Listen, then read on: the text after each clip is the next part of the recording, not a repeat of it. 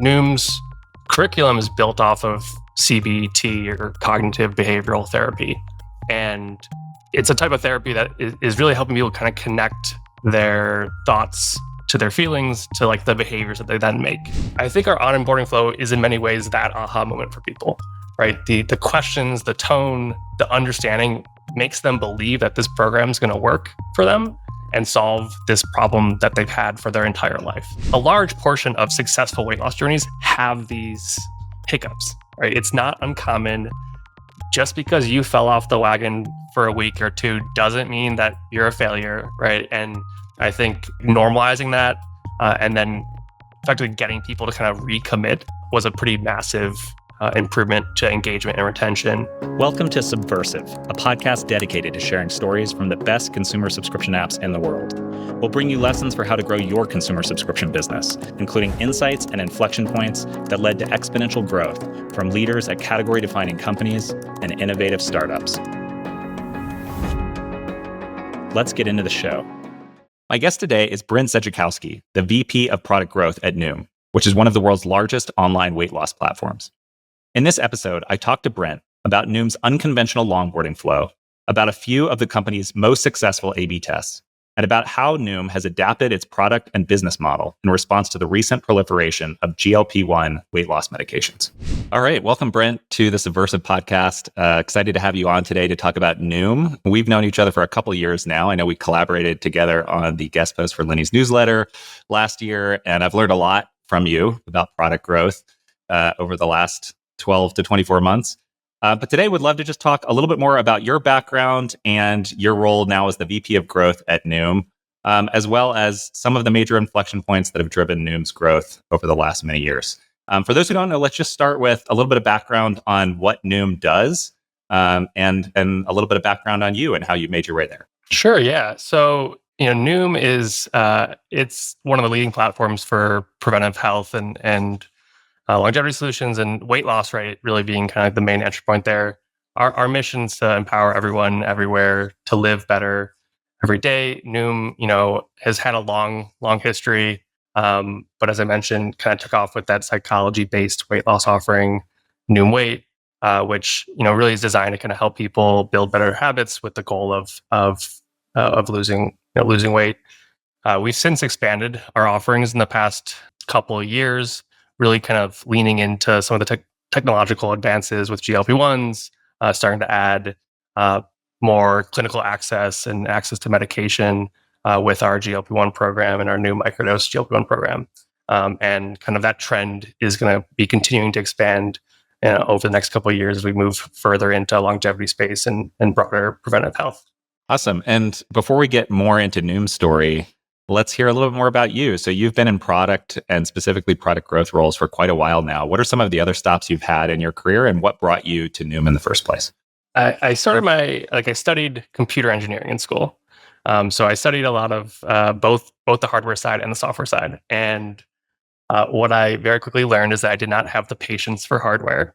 So I started my career in a software engineering role at TripAdvisor, which had a very experiment-driven culture. While I was there, I was lucky enough to have mentors and bosses who gave me the opportunity as an engineer to actually go and start to define and build and run and analyze my own experiments, and eventually kind of use that to weasel my way into a product role. And so did that for a few years at TripAdvisor, eventually shifted to Wyzant, which is an ed tech tutoring marketplace, where I kind of leaned a bit more into like the growth space, working a lot on acquisition, SEO, kind of that onboarding flow experimentation. And then the opportunity at Noom came up, which, when I joined was in 2020, very fast-paced time for the company, a lot of growth. People were kind of, a bit more bound to their house and able to focus on their habits. So the company was going through a lot of growth then. And the culture itself was, I think, just very fast paced. So I had a lot of opportunity to kind of work on various parts of the business, acquisition, retention, everything in between, and kind of just expanded my responsibilities over time to the current role. Well, let's jump into it. We're going to talk about a few of the inflection points that Noom has experienced over the last few years. And let's start with the famous or infamous, depending on your perspective, Noom longboarding flow. There has been a lot of ink spilled on this topic over the years. And obviously, it's been a huge success for you all, but it's sort of unconventional in the sense that it's much longer than a lot of other consumer onboarding flows. So maybe to start with, what's the backstory behind the long onboarding flow and how did it originate at Noom? I'd say the origin really just, well, first of all, it came before a bit of my time at Noom. I think even when I joined, right, it's a common thing for most folks who join Noom, who the first thing they want to do is shorten the flow, and I can't say I was an exception to that. I think what it came from, though, the origin really is it stemmed from the culture of the company, this culture of first principle thinking, always questioning assumptions, being willing to test different things. So it meant that there, rarely did you get a no that you can't try something. There were never hard caps on what you can do, even if best practices said otherwise. As long as there was kind of like something driving that from a first principle standpoint, it was all, we were always willing to test stuff, and I think it landed where it did, kind of following the winds along the way. Got it. And how has that longboarding flow evolved over time? It sounds like it came about because, and I know Noom has this history of challenging conventional wisdom, thinking about things from first principles. It sounds like it originated before you joined the company. But what was the impetus to making it such a long and personalized onboarding flow in the first place? And then has it gotten longer over the years? Has it gotten shorter? Like, what are some of the major evolutions that have occurred over the time you've been there? The one interesting thing to chat about is that conventional wisdom. I think the conventional wisdom is really trying to, you want your onboarding flow to get people to that aha moment as fast as possible. When you think about like what the aha moment is, it's like they're experiencing the reason why this specific product is going to solve their problem. And for Noom, the problem is sustainable weight loss. Yep. And I think that actually it explains a lot about why our onboarding flow is the way it is, right? For like one, the majority, for the majority of the population, this like weight loss, sustainable weight loss is not a new problem for them, right? Mm-hmm. It's been a lifelong battle. They've tried to lose weight before, either through DIY means or through another program. They maybe had some success. They've lost the weight, but then they gained it back. Like it wasn't sustainable, or maybe they've just never lost the weight in the first place. So when they're kind of approaching a new program, right, they have a lot of doubts about that. They also come with a lot of like preconceptions around like they've tried stuff. If the feature looks like a weight loss or a calorie tracker, right, and they've tried that before and it hasn't worked, it actually is like this immediate turnoff, right? They're like, never mind, this is just like X other program. This doesn't work. I'm not going to do this. The last, I guess, like thing to note here is that, this is not a problem that has an easy solution. Now, some of that has shifted a little bit with weight loss medication, but this is a problem that asks a lot of individuals, right? Even if you want to do, like, even if you decide to sign up for Noom, like you still have to do a lot of work. Like, this isn't like I like to compare it to like a video streaming service where you're gonna go and you're gonna sign up and you want to sign up quickly because you want to go watch this show that everyone's talking about, and you're gonna go sit on your couch and the value is just on your TV. This isn't like that. Like people need to put in work to get the results from the program still. And so with all that being said, I think our onboarding flow is in many ways that aha moment for people, right? The questions, the tone, the understanding makes them believe that this program is going to work for them and solve this problem that they've had for their entire life. So with that being said, I think the like how it looks is against conventional wisdom. But I actually think at its core, it's still doing what any successful onboarding flow should be doing. It just happens that the problem is a bit different than maybe other problems. Yeah, I think that's really well said. I do think that the old school conventional wisdom on onboarding flows was that they should be as short as possible. And that wasn't wrong, strictly speaking. But I think the more nuanced conventional wisdom is now, onboarding flow should be as short as possible to get the user to the aha moment. But for Noom, what I hear you saying is the aha moment is not, oh, I can use this product to lose weight. It's, oh, this product is going to tailor a program specifically to my unique needs in a way that will work where many other alternative solutions have failed in the past. And the aha moment is very much intertwined with the onboarding experience, because every question and every personalized response based off of the answers to those questions is building confidence in the user's mind that this is going to help them to solve this problem of losing weight that has been really difficult for them to solve in the past. Yeah. And so I guess that brings me to another question, which is, what are some of the most important questions that you're asking in the longboarding flow that have the most leverage on activation rates and subscriber conversion rates? And then how do you personalize the experience, whether that's in terms of the duration of the program or the target amount of weight lost, or even just how you're messaging the program to users based on how they're responding to some of these questions? There are a lot of questions in the flow, as you know, so I think it's going to be hard to pick out a single one. I think the questions that are most unique to Noom, or the ones that tie the most into the program itself, are the ones that I think are a bit kind of tied to like the foundations of our curriculum and that whole psychology-based approach. Noom's curriculum is built off of CBT, or cognitive behavioral therapy. And it's a type of therapy that is really helping people kind of connect their thoughts to their feelings, to like the behaviors that they then make. So some of the questions in our flow like may kind of start to reveal some of these thoughts and feelings that they maybe didn't notice before, that starts to kind of like click and be like, oh, like that's why I have a hard time stopping eating, right? Like the classic example is like the Clean Plate Club that I think a lot of people grew up with, right? Their parents or their grandparents always trying to make sure they finish their food, talking about how it's so wasteful if you don't finish your food, right? So now as an adult, you're sitting at the table, you're feeling full, but you start to think like, I have to finish this, otherwise I'm wasting food, right? And this leads to this thought of guilt and pressure, and leads to this behavior of continuing to eat even though you're full. So CBT and even some of the questions in the onboarding flow like start to like get you to think about that and start to give you a label for that.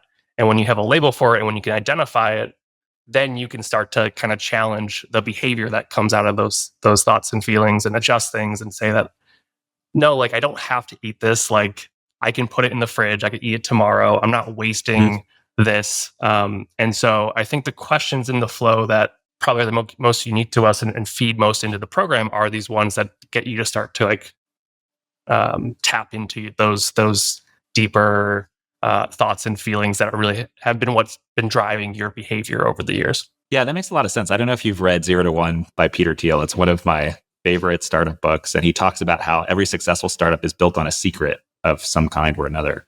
And so it sounds like part of Noom's secret is this idea that weight loss is physical, but that's really just the tip of the iceberg. Underneath the physical symptoms of being overweight or wanting to lose weight, there are these psychological underpinnings that drive human behavior.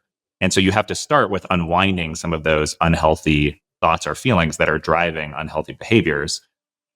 And viewed through that light, it makes sense that the onboarding flow would need to be relatively long and personalized, because unlike, say, a calorie tracking app, which you brought up earlier, where you ask a handful of questions about what you eat and what your macros look like, and then you just go to work tracking calories. In this case, you're trying to tap into the user's underlying psychology, which is a much more complex and nuanced set of questions. So I guess last question I'll ask related to the onboarding flow is, do you find that there are a specific set of user personas or user segments or archetypes? You can pick your label, but different types of users who behave in sort of consistent ways that the onboarding flow allows you to then better deliver value for those different types of users? Or is that sort of overcomplicating things? And for the most part, people are behaving similarly and trying to lose weight. We definitely adapt to different personas, both in our product and the onboarding flow. I think the way that we try to do that, we have some defaults that we work around, but in a lot of ways, like we're trying to be reactive to what they're saying. And so instead of having to like have three specific personas that we're locked in on, we can kind of just adapt to what they're saying and what they need. I mean, like, our core market is women, 30s, 40s, working, juggling family life. Like that's kind of our core archetype. In general, like weight loss has been less resonant with, or at least weight loss programs resonate a little bit less with males. So we lean into kind of our core market and the core problems that they experience and the day-to-day like challenges that they have in terms of time and juggling family. But in a lot of ways, we're trying to always kind of adapt or build. Let's say like if we have testimonials in the flow, right, we're trying to make sure that we have versions of that can resonate with different individuals and what they're saying. Got it. That makes sense. So what I hear is you have a target ideal customer profile, or ICP, which is women in their 30s or 40s, many of whom are juggling work life, family life. And so they're busy, they're stressed, they need a solution. Noom is there for them, not just to help them shed the weight physically, but also to help sort of rewire how they're thinking psychologically about weight loss. But then within that target demographic, you're less rigid around there's personas A, B, C, D. Maybe there's some of that, but you're trying to personalize as much as possible the experience around every individual user of the product, as opposed to forcing them into these boxes. Yeah, exactly. Because again, like this is, I think, right, people have tried to lose weight before. Like they want to feel like this is built for them, right? And if we just hard code it too much into you're one of these three things, at least the experience, right? It I think takes away some of the like value of really connecting with their unique struggles. We actually have like a behavioral profile quiz like as part of the flow that kind of gives them some label to kind of like map themselves to. But yeah, as far as the experience goes, we're really trying to adapt to kind of those specific personal things, because that's what helps them to believe that this is going to actually work for their unique personal situations. Yeah, that makes sense. And we'll talk a little bit about AI later. But one of the themes I'm hearing consumer companies in particular talk about with AI is the potential it unlocks for hyper personalization, going beyond a set of static archetypes and towards individual user specific personalization of the product experience. And so would love to circle back on that later in the conversation. In the meantime, let's shift gears and talk a little bit more about product growth at Noom more holistically. And so you're currently the VP of growth at Noom. Talk me through what does the product growth team look like at Noom? What does your team look like? What does the day-to-day look like? And then we'll get into some of the specific product-driven growth levers that you all are focused on. Right. We have both a kind of this optimization focus as well as product expansion focus nowadays. And so a lot of the team is kind of split a bit between those, right? Are we trying to, what is the next program they're trying to launch? How do we bring it to market? What is the purchase flow for that look like? What's the nurture flow for that look like? And then, for the products that we have, for the flows that we have, right? Another portion of the team is kind of focusing on how do we optimize those experiences? How do we, improve both the purchase flow, but then also the like retention side of the equation, the counter offers? How do we, identify issues and then address them? So, with that being said, like when it comes to day to day or on the optimization side, we're definitely using a lot of high velocity experimentation to just try to help us to learn as fast as possible. Like the main goal eventually, like the end goal, right, is to try to uncover a performance win. But experimentation, right, is I think a valuable tool to use alongside other qualitative needs to like just learn about your user base. Right, you can go run a survey, you can do usability testing, you could also like throw a couple of screens or questions into your onboarding flow. Sometimes we found that like that's actually the best way to get into like the mindset of someone at the right moment. Like you may actually get different results with that versus a survey, right? Because that's the targeting of the survey. Are you getting the right people? Are you getting them in the right mindset? So use a lot of experimentation to just learn about user problems, what we can better serve, and then ideally, right, use that to kind of figure out what is the right thing to build to solve that problem and to get them to sign up. Yeah, I think that's such an astute point that there are many ways of conducting user research. You can sit down and have a one-on-one user interview. You can run a market study, through a survey.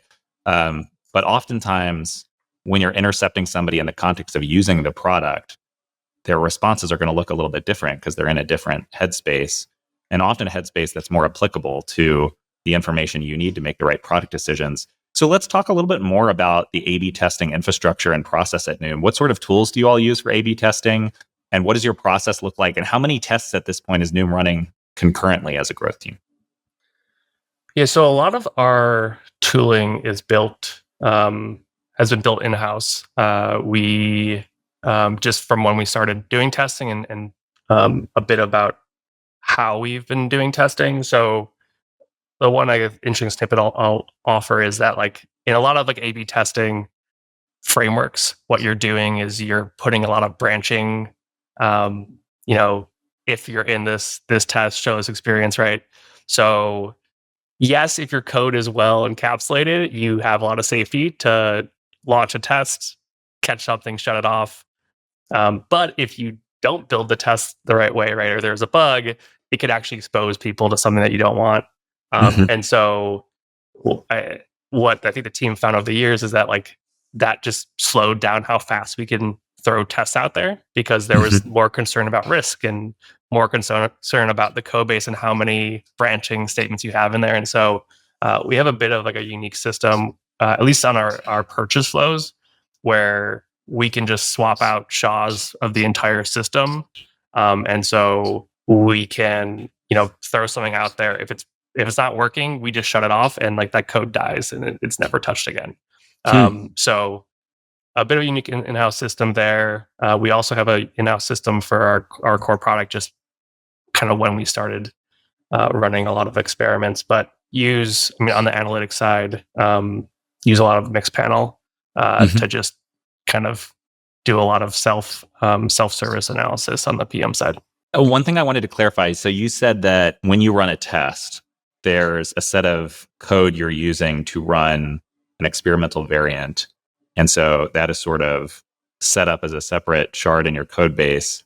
But then if it's unsuccessful, you can just turn off the test and that code goes away. I guess a related question is, I've heard growth engineering managers in particular talk about how they have their teams approach code differently for core product experiments or core product improvements that they know are going to be part of the long-term code base versus growth experiments where at least 50% of the time it's a losing variant and you're going to end up moving on. And so do you all make different decisions as far as prioritizing speed versus quality of the code base when you're running growth experiments?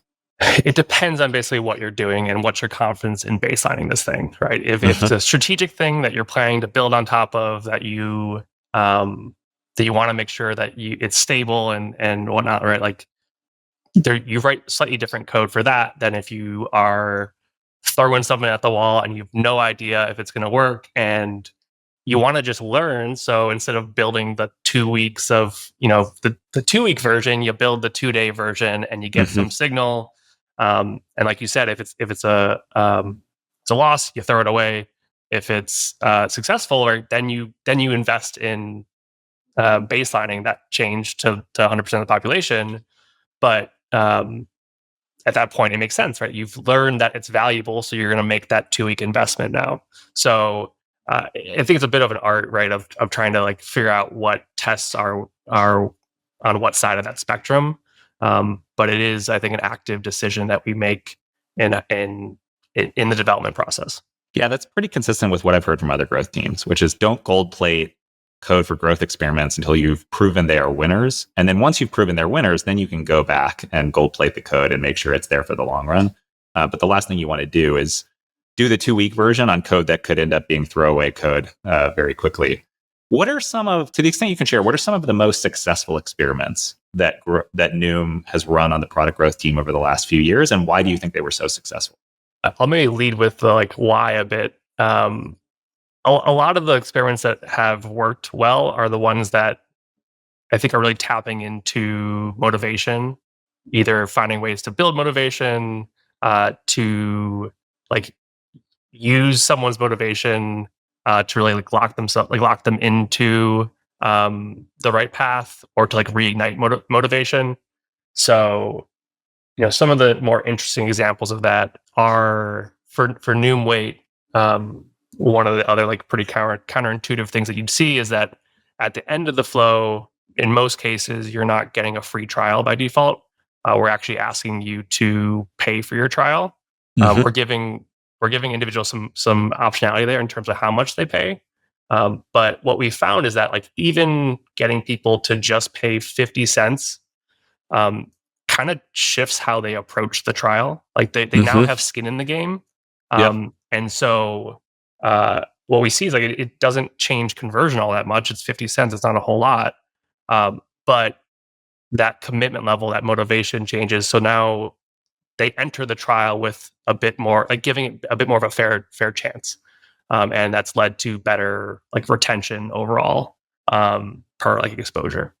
So like that's one example. Yeah. Well, I have a reaction to that, and then I'd love to hear one or two more examples if you're willing to share. But I think that's fascinating, and it makes a lot of sense. It sort of, in my mind, loops back to what you were saying earlier in the discussion, where you talked about how, look, we're not an entertainment product. We are a product that will deliver value for users only insofar as they're willing to put in the work to unlock that value.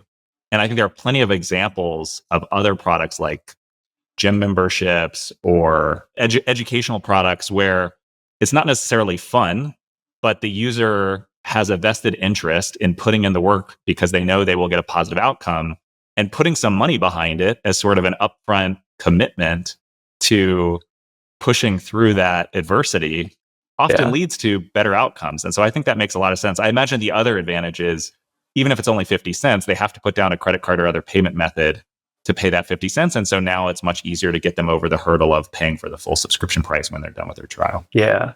Yeah. I mean, because you mentioned like I think one of the most successful retention tactics ever used on me in like the health space was it's been years ago before I had kids and was a bit more bound to the house, but would do Orange Theory a lot. Uh And huh.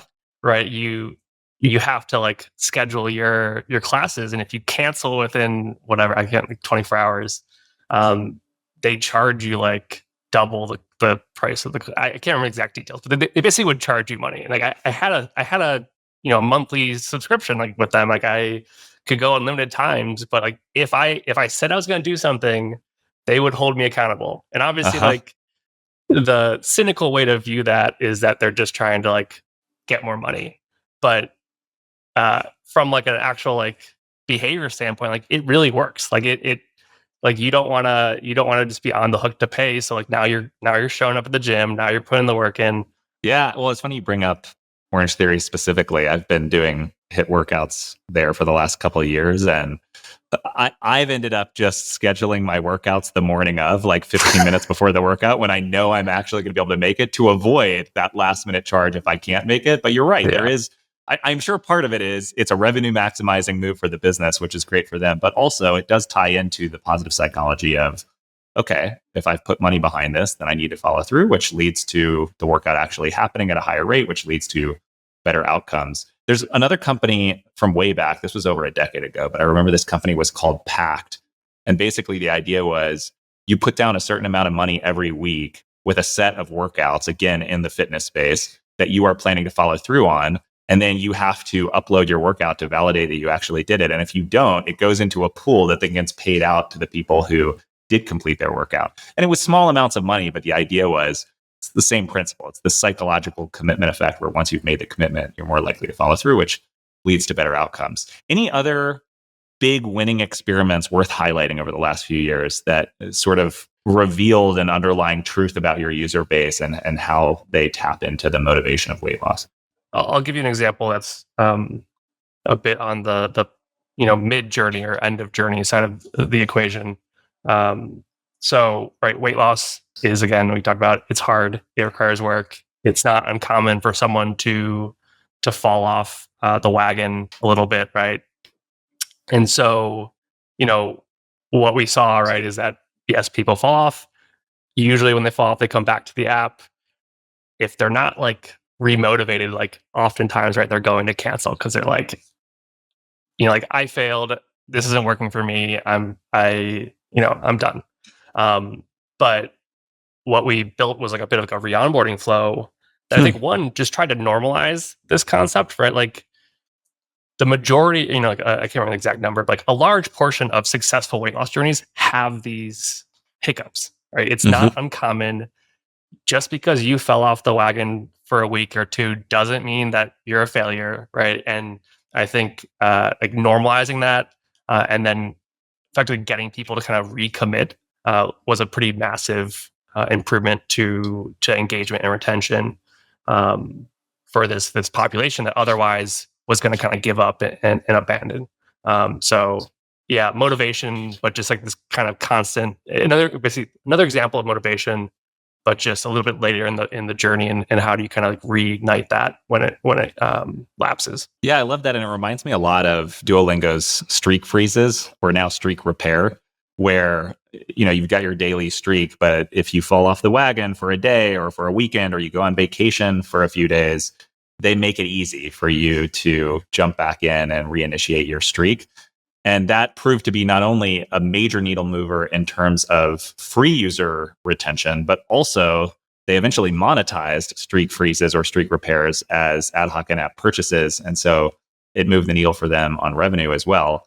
And that's a good transition into the last question I wanted to ask in this section, which is just around monetization experiments. So we've talked a little bit about user growth and about user retention through some of these motivation tactics that you brought up. What about on the subscriber conversion and average revenue per user side? Any major breakthrough wins there? Yeah, I mean, we talked a little bit about like the conversion side and the onboarding stuff. The real I think, this has been a challenge for Noom for a while. Is like on the retention side of the equation. Our core product has been weight loss. When you've lost your weight, your willingness to kind of keep paying for a weight loss solution kind of goes away, right? So I like to compare it at times to dating apps, right? Like when when they've done their job well, you found a partner, you should probably not be on a dating app anymore. Yep. And so, because of that, like we've tried a number of times to find like these adjacent use cases, and how can we lean into them? So like you've had success losing weight. What can we help you with now? Is it maintaining your weight? Is it potentially other areas of health?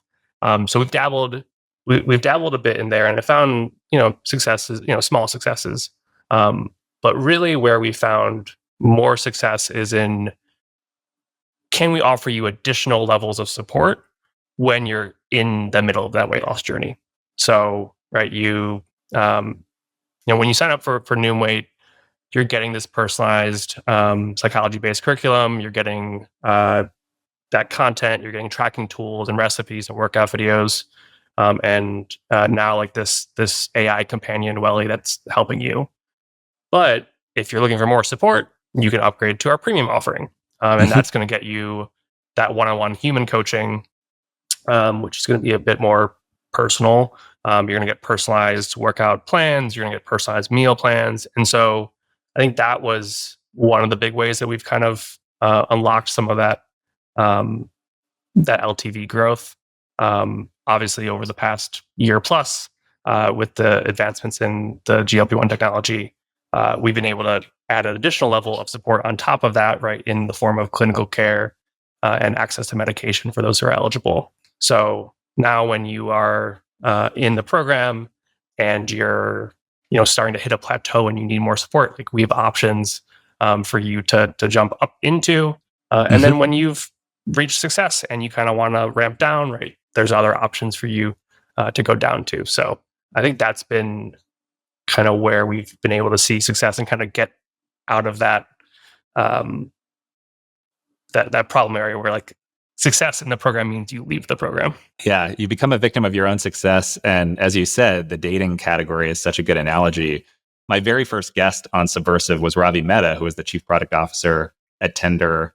And he actually previously worked at TripAdvisor. I don't know if you overlapped with Ravi at all. He was my old boss.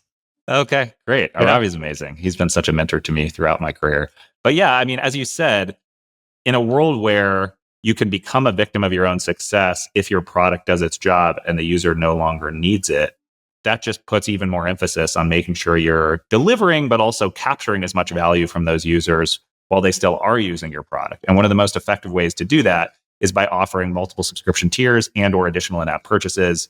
Tinder does that through their 3 subscription tiers, plus Gold and Platinum, plus they've got Boost and Super Likes. It sounds like you guys have an analogous set of offerings where you can move beyond the basic digitally delivered weight loss plan with human support and other both weight loss and weight maintenance programs, which makes a lot of sense. So this brings us to the final component of our discussion today, and that's around this recent proliferation of GLP-1 medications and the impact that has had both on your core product offering and your strategies about converting and retaining subscribers. And so let's just start with, when did the executive team and the rest of the company at Noom recognize that GLP-1s were going to change everything for Noom's business? We were pretty close to the space in general, and I think even in early days, like had partnered with pharma on a number of studies and how can pair behavior change with medication. So we've been closely monitoring, and I think when things really like shifted was when Wegovy was like FDA approved for chronic weight management, which I think was in like 2021. So right, you see that happening. I think a pretty reasonable assumption is that this is going to impact the market, right, dramatically, assuming that there's appropriate pricing and access to that medication. Right, we've talked about how hard weight loss is. If there's something that makes it a bit easier, right, people are going to want it. So, I think the interesting thing here is, when you talk about like product market fit collapse, like some of the other examples that you probably think more recently, like Stack Overflow, let's take an example, right? People are asking, they're going to Google and asking these questions, or they're going directly to Stack Overflow and they're asking these questions, and Stack Overflow is giving them the answers. Now they've shifted to ChatGPT or Claude or something else, right? They're not really changing their behavior as much. Like they're still asking questions, but they're just getting better results at effectively the same cost, which is free and much in most faster cases. as well. Much faster, right? Like, yeah, exactly. Better results, faster results, but same cost, right? Weight loss medication, I think, is like a little bit different, right? Because one doesn't completely replace behavior change, both as something to pair with, but then in the market in general, and it also like costs significantly more. So it hasn't I don't think it's completely eliminated the market for diets and behavior change, but it's definitely shrunk a lot. I think what has happened and what we had to adapt to was more of like a product channel fit collapse, because what happened is you have all these pharmaceutical companies now, you have all these competitor companies that are offering those medications. They're starting to flood the same paid channels, and they're targeting the same audience. They're targeting the same problem.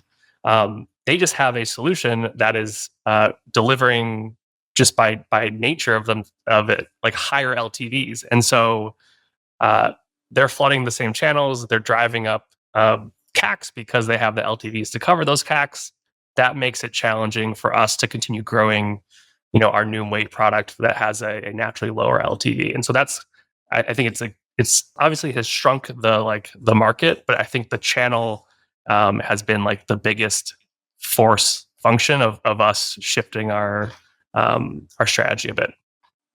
Yeah, that makes sense. So what I heard you say was, obviously medication can make weight loss easier, but there's still the psychological component of weight loss and keeping the weight off. Plus there's the cost component of these medications aren't cheap. And so that has impacted how you're positioning your product. It's also impacted your acquisition channels. Has it impacted your pricing at all? Like, has it put downward pressure on the amount you're able to charge for any given part of your offering? For our existing offerings, I think we definitely have seen in the market, probably the combination of both weight loss medication and AI, producing some solutions that are lower priced. We haven't yet played too much with the pricing of our more legacy products, like our new weight and premium products. But we definitely see it a bit in the market. And I do think it factors a bit into some of the other strategic things that we've been doing lately to adapt to this new shift. Yeah, so let's talk a little bit more about that. And you said something earlier in the episode that I loved, which is this distinction between growth optimization work versus product market fit expansion work. And that really resonates with me because I spent 7 years leading product and growth teams across 3 companies. I bought Quizlet and Fair. And I was primarily a core product PM and then a leader of the core product team. Then I went to Quizlet and led the growth product team, but most of that work was around growth optimization. And then at Fair, it was much more around category expansion and international expansion and upmarket retailer expansion, which were really product market fit expansion bets.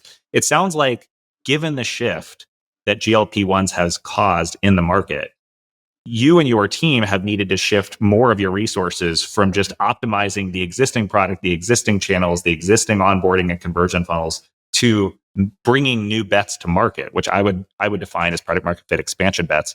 What have some of those PMF expansion bets been, and how have you fared so far?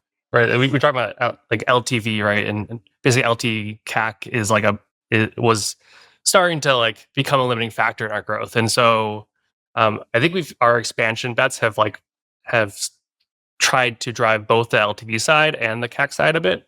On the LTV side, the obvious product expansion there, right, is actually starting to like move with the market and the technology shift, and starting to kind of offer that clinical care and access to GLP-1s that everyone's looking for, that we know is effective for those who are clinically eligible. So that was the big shift on the LTV side.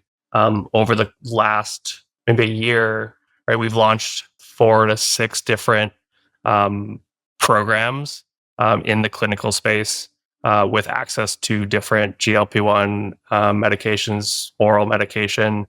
That has helped us naturally start to like play again in these paid channels with products that have naturally higher LTVs. So it's been interesting on that side, right? Going from a purely digital product offering into one that has a lot more operational complexity, with the clinical side of the house, as well as right now we are actually in some cases shipping, in many cases shipping medication and working with pharmacies, and it's definitely been a shift on that side. On the CAC side of the equation, we've always been trying to like combat CACs with referrals, word of mouth, like trying to find lower cost channels. But maybe to your point earlier about people looking for like lower cost options, like one of our biggest pivots here has been how can Noom provide value on someone's health journey, even if they're not willing to pay anything, right? They're interested in their health, they want to get help, but they either don't have the money or they don't fully know what to buy before they would put anything down. So actually, just last week was when it became a bit more like public, but we've like launched a free tier of our app that's designed to kind of help people start to build these like micro habits that can lead to improvements in their health, leaning a bit more into kind of like the gamification reward side of the equation, where small daily actions like hitting your step goal or eating a healthy snack can get you rewards in the form of gift cards or donations and stuff like that. So I think, like our approach in terms of product expansion has been a bit twofold on both sides of the equation, trying to find a way to unlock and especially on that low CAC side, right? Like now, if we're getting people into our ecosystem, if we're helping them and they're reaching a point where they have a bit more of a need, for whatever reason, like we are now starting to expand our products in a way that we'll have more products to hopefully cover what they could possibly want in terms of support, whether it's a weight loss offering with medication or without medication, eventually other areas of health that we'll probably expand to. Yeah, that makes a lot of sense. Somebody once used the analogy of minnows versus dolphins versus whales to describe the spectrum of user needs and user willingness to pay. And I think oftentimes when a tech company is just getting started, they focus on those dolphins who are the down the fairway, valuable users. But then as the company matures, you can both go upmarket and target your whales. And so that would be offering things like access to medication or access to human care providers or coaches who are going to help you more directly and effectively lose the weight. Or you can also go down market and focus on users who have lower initial intent or less willingness to pay or less ability to pay. In this case, with a free app that just provides some very basic habit tracking. And in your case, I guess the analogy that comes to mind for me, I'm sure you're probably familiar with this app Sweatcoin. It sounds like you offer something very similar to what they've been offering for a while, which is it's a free app, but if you complete a step goal or a certain set of milestones every day or every week, you get access to points or credits that you can then redeem for gift cards or other rewards. And then on the high end of the market, I had Corey Shearer on the podcast from Headspace several months ago, and she talked about Headspace's journey after the merger with Ginger.io, where they moved from a pure play meditation app into more human delivered therapy and psychiatry solutions. So both of those represent vectors to both accelerate user growth and improve LTV per customer. And it sounds like you've had a lot of success there. Obviously, as you expand to all of these more diverse sets of customers and needs, the need for personalization goes up. We talked about that a little bit earlier. How is Noom using AI to inject more personalization into the product experience? And beyond personalization, are there any other ways that the company has been using AI to improve the product experience? Yeah, I mean, so as far as personalization goes, probably the biggest thing to call out, or the most noticeable thing, is this AI companion Welly that we've built into the experience, where before, right, like it might take you a while to get a response from a coach. Now you kind of have this at your fingertips assistant who can understands what you're doing in the app, understands what you've been logging, how your weight journey has been going, and can help you in the moment. Let's say you're about to cook a meal or you're about to go shopping and you don't know what like you want to have something, but you want a healthy version of it. Like, help me create this, right? So this kind of at your fingertips personal assistant that is aware of your health journey has been a really powerful unlock. I think that's going to become, more powerful as we start to collect more signals, whether it's additional like Apple Health data, or eventually, starting to integrate more like biomarker information, right? Like, what can we do with that? How can we connect people with the right products, the right solution? So I think that's a pretty exciting space for us in the health space side. Obviously, with having the clinicians there to kind of like confirm and double check and redirect, but kind of being able to have that immediate access to recommendations, I think, is valuable. We've also, like, outside of that, I think one of the like more interesting things that we've been able to do with AI is unlock this like long had like hope of like being able to pull your phone out and take a photo of your meal and have it log your meal for you and deliver your calories and your macros. Oh, that's right? amazing.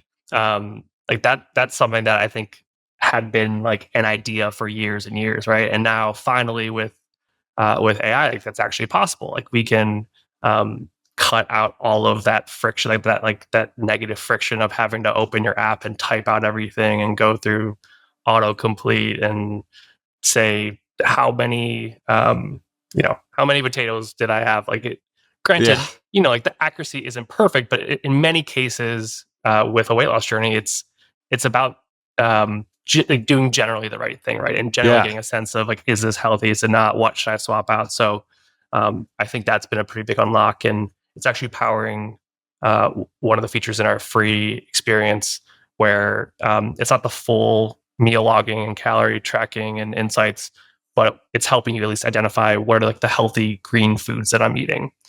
So we've been able to bring that not only to our paid users, but even to our free offering a bit. Yeah, I love that. I mean, that's one of the better applications of AI in a consumer app that I've heard of in a long time. And as somebody who's a quantified self junkie, I've got my Oura Ring for sleep, I've got my Apple Watch for exercise, and I've tried a number of calorie trackers, but the amount of manual effort required with the legacy trackers to get the data into the system was just so prohibitively high. And so if you can just snap a photo and have a good enough answer on what your calories and what your macros look like, that's super powerful. Well, let's get into our lightning round. So I'm going to just ask you a handful of rapid fire questions. Feel free to just give me brief responses, and then we'll wrap things up here. Let's start with the one I always ask, which is, what is the best part about working at Noom, and what's one thing you would change? I mean, the best part is getting to work at a company where your mission is so impactful. Like it's great to see daily proof that what we're doing is positively impacting people's life at scale. Far as like one thing I would change, I mean, I think this is this has more been a change that has been interesting to adapt to, which is I think I mentioned earlier, like that shift into digital products to physical goods. It definitely takes a bit away from that like super high fast crazy experimentation, right? Because there's a bit more downstream implications these days, a bit more coordination. I don't think I don't think I could change it, but it's definitely created some challenges. Yeah. Yeah. When you're dealing with humans and supply chains and medications, the whole Facebook move fast and break things isn't always the right answer. But I'm with you. I mean, especially when you're trying to positively impact people's lives, you want to move with urgency and deliver value as fast as possible. And sometimes there just have to be more guardrails in place. We already talked about this a little bit, but what we talked about some of the most successful A/B test results you've seen. What about the most surprising A/B test result you've experienced at Noom since being there? I'll give you like one of the things that just hasn't worked in a surprising way. Like I think a lot of like the checkout best practices, um, while we've tried them and in many cases baseline them, they just haven't been fruitful for us. And it's been a bit surprising. I think if I have to like guess why, it's probably because of that longboarding flow, and you've built up so much motivation that like the friction at checkout isn't as impactful as it is in an e-commerce site where you're seeing the product and you're buying it. But it has definitely been a bit surprising where like we've definitely solved problems there. It just like hasn't moved the needle. Yeah. Yeah. Well, it's such a good lesson. And these best practices exist for a reason. And oftentimes, especially on transactional screens like a paywall or a checkout screen, they're pretty transferable across companies and products, but not always. And oftentimes that's rooted in some key difference in the user psychology. In this case, the longboarding flow, like you've already put the user through a lot of friction and built up their motivation. And so at that point, maybe they just want to buy. What's a non-obvious metric that you care a lot about in your product growth work? This might be obvious, and I think it's a good reminder nonetheless. But I think one of the things that I care a lot about when thinking about acquisition and driving acquisition growth are often the metrics that are furthest away from acquisition.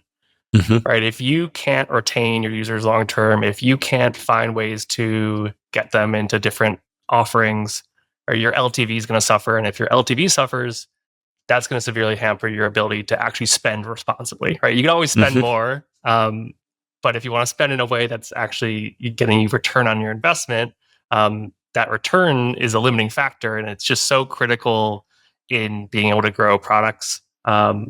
Despite it being so far away from the actual point of growth and acquisition. Yeah, I'm so glad you said that, because with our client business, we work with a number of companies that seem to kind of silo onboarding versus paywall conversion or subscriber conversion in their minds, or even in how they structure their teams. But realistically, those two things are directly connected, right? And the more efficient your onboarding flow is at building motivation and getting users excited about a potential purchase, then obviously the more better the paywall is going to perform, and the better you're going to be able to convert those subscribers. And so the whole thing needs to work together as a system. And oftentimes I think some of these top of funnel acquisition flows get overlooked as a very important driver of downstream monetization. Even deeper than just like sign up, right? Like just like once they've purchased, like do they retain on that subscription? Yep. Right? If they purchase then bail because the product's not good enough or there's major gaps, right? Like that's also going to trickle back into what you can drive on the growth side. All right, two more here. What is one consumer product other than Noom whose growth strategy you really admire? So, I mean, we always try to keep an eye on competitors and what they're doing and learning. I think one of the more recent ones, interesting ones that my wife actually shared with me is it's also in like the healthcare self-care space. Finch. It's like it's like if Tamagotchi from like our 90s early 2000s was like directly tied to your personal self-care habits. I mean, I think like that idea itself is like a pretty unique thing in terms of like people can kind of many people dig into games and like stop taking care of themselves, and this is connecting them in an interesting way. But they've really taken like the gamification and social networking to an extreme there that I think is pretty interesting. Yeah, that's a very cool product, and one we use as a comparison point with clients all the time, both because they've been so successful on the performance marketing side of things in terms of acquiring users very cost efficiently, but also with the gamification motivation tactics they've used to keep and retain subscribers over time. Last one, what's a book, podcast, or thinker that's really influenced your approach as a product growth leader? I mean, I'll probably go back to the start of my career at TripAdvisor. The CEO Steve Kaufer had this mantra, "Speed wins," and it was like a sign on his door there. Mm-hmm. And I think you need to be careful about misunderstanding or misapplying that quote in a way that like leads you to like super short-sighted micro optimizations and like failure to take big swings. But the main takeaway for me, like, is like if you're not doing something, you're not learning. And Mm-hmm. so whenever myself or my team gets stuck on a decision, always trying to like force us to just pick something, right? Do something. It's better than sitting and dwelling. If as long as you do something and you are measuring it and you can, learn from that, uh, that's gonna help you drive improvements to your offering. Help you, get the answer that maybe like, you might have been like debating a bunch, right? Like you're not going to answer these questions just in your head. So speed wins, and always trying to kind of learn. Yeah, I love that quote, speed wins. And since you're from Chicago, I'll throw this out there. I don't know if you've seen the show The Bear, but it's based in Chicago. It sounds like you have seen the show. I have, yeah. And it centers around this group of chefs that's trying to get the restaurant off the ground. And they keep coming back to this sign on the wall that says every second counts. And there's the narrow view of that, which is every second counts. So we just have to be going as fast as we can for as long as we can every single day, day in, day out, week in, week out. But then as you go through the show, it becomes a little bit more nuanced and you realize there's another way of looking at it, which is every second counts because life is short. And so make sure that you're finding those special moments in life to delight people as somebody who creates food. And I think that analogy applies here. Speed wins, but also make sure you're working on the right things with the precious time you have as product leader. Exactly. Well, this has been a real pleasure. Thank you for coming on the podcast, Brent. Any closing words for the audience before we wrap up? No, thanks for having me. Obviously, go check out Noom. Feel free to shoot me any thoughts to my LinkedIn or whatever. But yeah, thanks for having me. This is a real pleasure. Absolutely. Thanks for joining.